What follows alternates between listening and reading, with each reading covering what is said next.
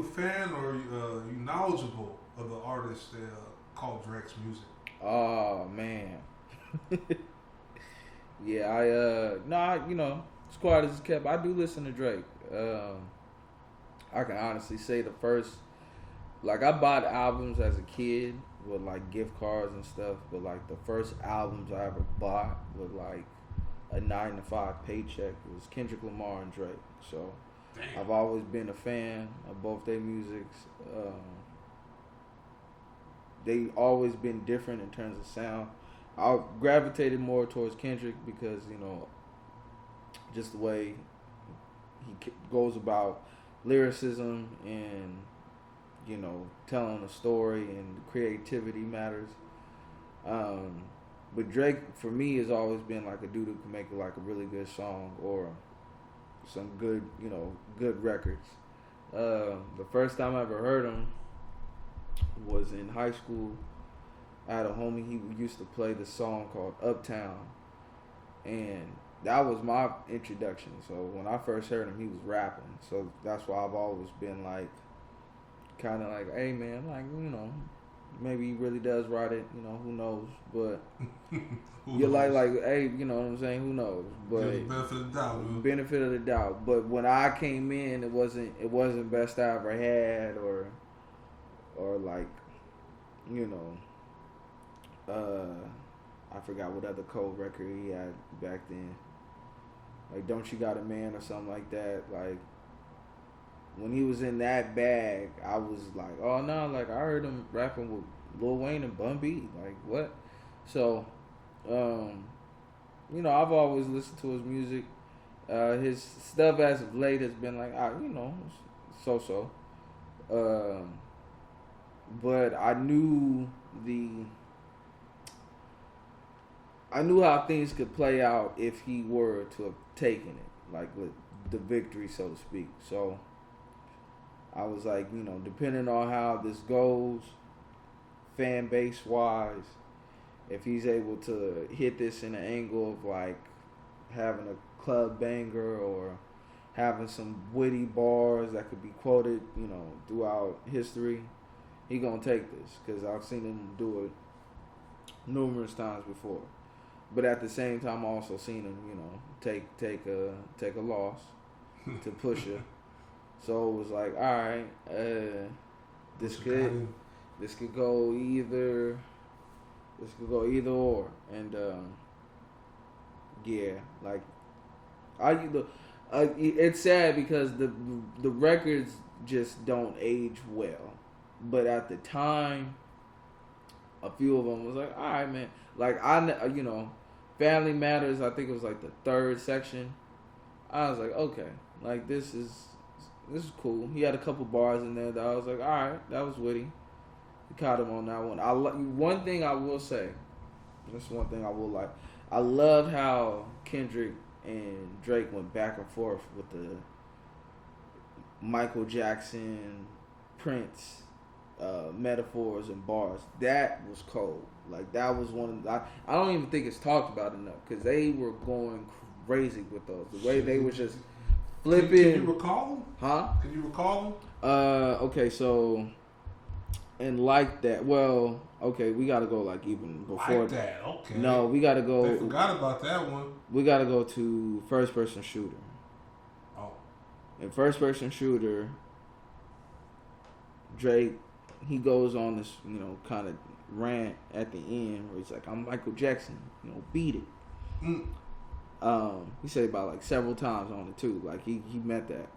So then when you get to like that, Kendrick hits him with the Prince I Live Mike Jack, which was like a pop.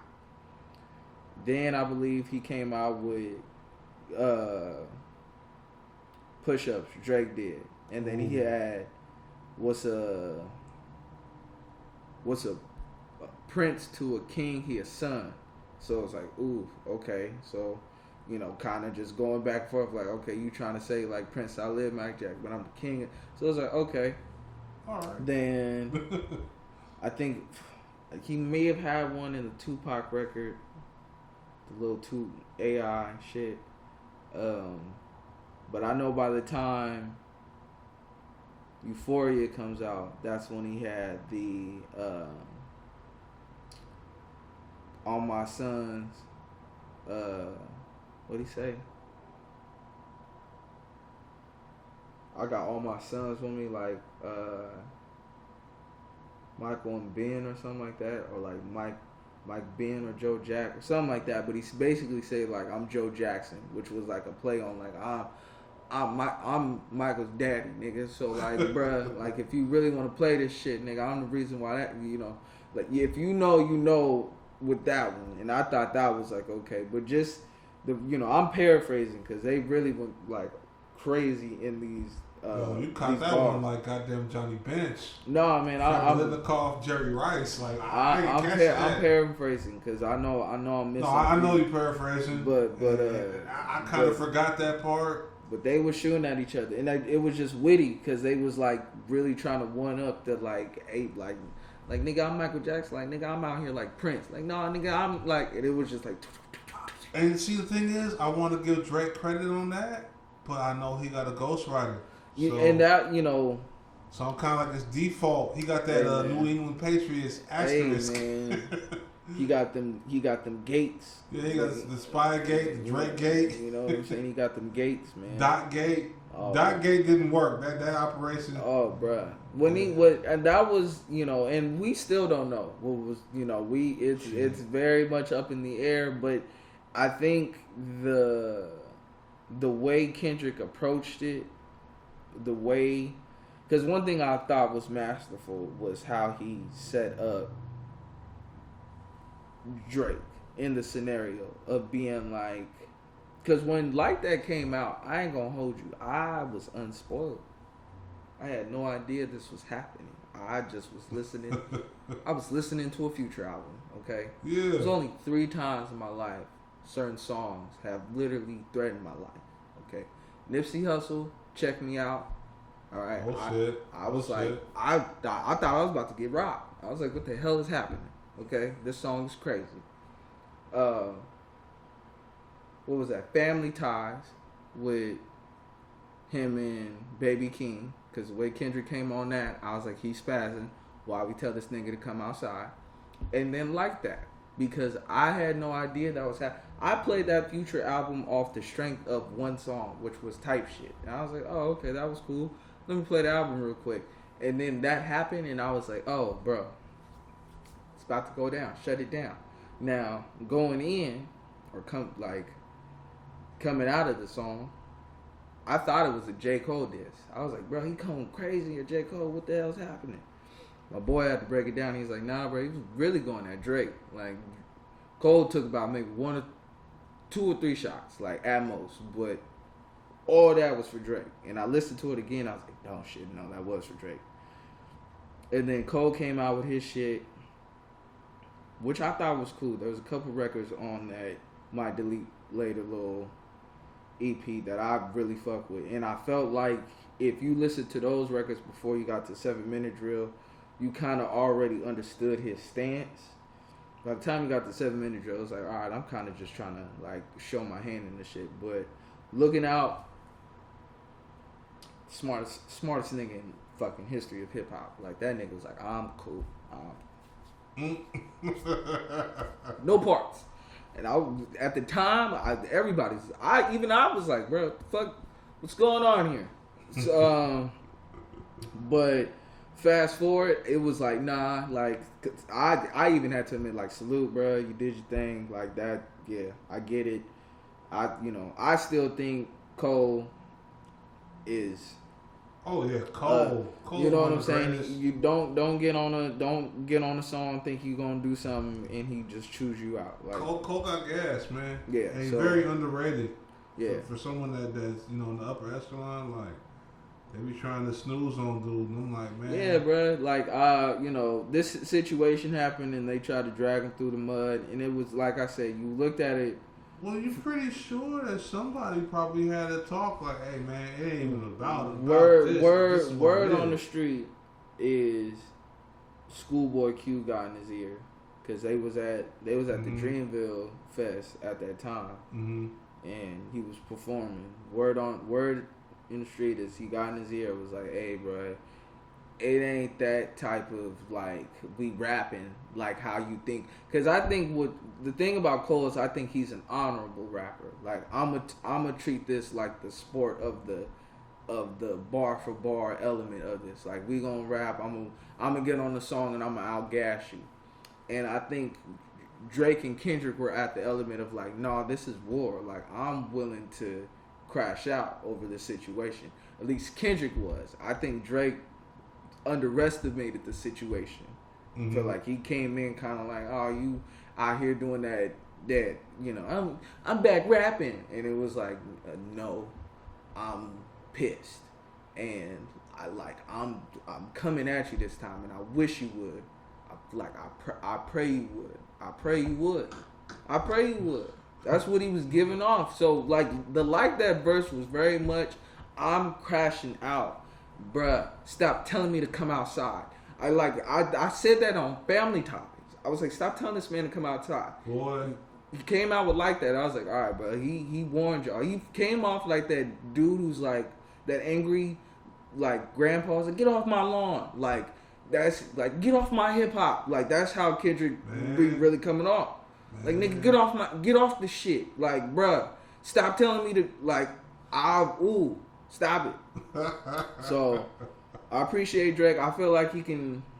I feel like if he throw out like a hot record, he'll probably win the crowd back.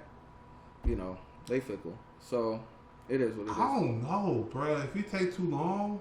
I don't even think it's a too long shit. Because then y'all can't, okay, this is where, as the people, we can't be biased and be like, you can't take too long. Because y'all niggas said that about Kendrick. And then nigga, don't tell me to come outside. Kendrick didn't take too long, though. No, I'm saying. I mean, he took a long while. I'm saying in terms of like career status, y'all was saying he be taking too long making records. Oh, I thought you were talking about with the responses. Nah, Drake. Right now, if Drake really wanted to respond, I'd rather come out with an album.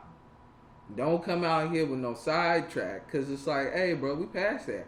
But you know what? You should just come out with an album. We already know that he's been accused of colonization and shit. Oh, bro. So, find another style, come out with an album. Don't even say nothing about the shit. We already know you took the L. If he does that, it's like, okay. We already know you took the L. We move past it. Yeah, you know what I'm saying?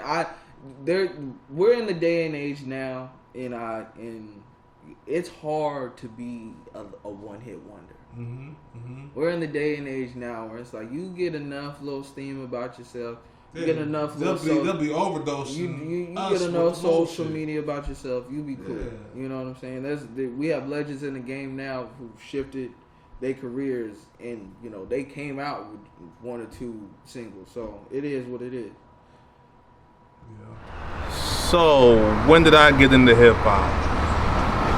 Oh, let me see, man. My dad used to party a lot when we were kids. So, you know, he was into a lot of music, a lot of hip hop, plus him being from the East Coast or whatever. So, you know, it's always been around. If I had to stamp it, it'd probably be like 82, 83, 84, you know. But as far as me, like personally getting into hip hop, probably like 86, 87. Push It, Posse on Broadway, shit like that. But like when I really started liking rap, it was probably the DOC, Is It Funky Enough? Something like that. But yeah, man, this is our old building right here. This is where it all started at. You know, this is like as far back as my memory goes. You know, 1600 block of Woodland, East Palo Alto. You know, and yeah, this is where it all started. This is where my parents laid their head because, you know, my dad's from Connecticut and my mom's from Stockton. So, you know, they're not even really from the Bay. Me and my brother are from the Bay, though, and this is where it all started. So, you know, that's why I'm here. Hey, I just want to let you know, one of my favorite albums ever is Season to the Sickness by Brother Lynch Hung. It's just one of those albums that you could put on from front to back, and it's like you're actually in that motherfucker, like straight up. It's like a straight up, like a movie, huh? It's a straight up movie. I couldn't describe it the first time I heard Brother Lynch and what he was rapping about. I actually thought that motherfucker lived that shit. Like seriously, I mean, I was young. In like '95, it came out, right? So I was still a young buck, and just listening to this stuff, soaking it all up. But uh, I felt like there was no one actually spitting like him, like honestly. And what he was rapping about just blew my mind. Like he was in his own lane. Like I felt like he actually started that, that type of genre, that horrorcore genre. Uh, and being from Sacramento, it was just different. Like, Bay Area had its own little, way of doing things, and then Sacramento definitely had its way of doing things. It was just different type of music. But Brother Lynch had this mystique around him that, was like second to none. It was just, he rapped dope. His voice was dope. His lyrics were dope. And that Season of the Sickness album, I mean, it was just ridiculous. It was gangster. It was like you're watching a movie, like a horror movie. Talking about eating babies, nuts and guts, and slabs of human meat. Like that's just, listening to that shit when I was young, it was like, damn, like this is the shit, and you got to get high to listen to this shit. And I felt that, and I still listen. I still feel that shit. So, I listen to all my music high now, and that was one of the best intros, If you ain't high, then turn this shit off and, get you a joint or two. So, yeah, Brother Lynch. Which one of the deaths in the Bay Area rap game hit the Bay Area the hardest? Which death hit home? Man, everybody was getting killed, bro. Seagrams from Oakland. Mac Dre.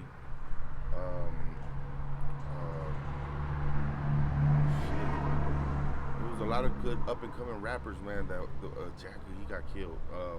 Up and coming, or they was Jacka. I say Jacka was the one that hit the Bay Area the most. You know why? He was gonna take the Bay Area to a whole nother level. Why? Because that motherfucker was smart. He was fucking with Freeway Rich, and Freeway Rich, he was on Jay-Z's label. Freeway? Yeah, and they was like brothers, Muslim brothers or something. Yeah. I seen the interview. Don't forget about Cormega too. Mm-hmm. And he was smart. He was fucking with some heavy hitters, big money, and you remember JT the Bigger Figure? He had Get Low Records and Memphis Bleak. Yeah. He tried to get Low Records. They went off on him. Yeah. Man, JT the Bigger Figure got into hell of shit, bro. Supposedly he took Tupac's rings and all that. You seen that interview? Nah. Yeah. Took his ring, like when he was barely up and coming in Marin City. Yeah. But I would say definitely the one that hit the Bay Area the most was Mac Dre, because he was so pimpish. Mm-hmm. He was he got along with everybody. He was bringing the Bay Area together. I'll give you an example. He was saying in an interview one time that there could be a one-hit wonder, but nobody can really become a rapper like, stay consistent. And I know who he was talking about. And this other dude was a pimp in the game too. And he was doing that shit for real. But he was bringing the unity to the Bay Area. Man, you know how many dudes he had signed to Diz Entertainment? Everybody was on Diz and shit. So he had hella artists, or at least signed for an album or two. So you think Mac Dre's death impacted the Bay the hardest? Man, we would have been or on was a whole it, nother or was level. It Jack? Cause you said Jack too, so. Both of them, but I think Mac Dre mostly because he was there from the beginning, and he would just like his way to pick beats.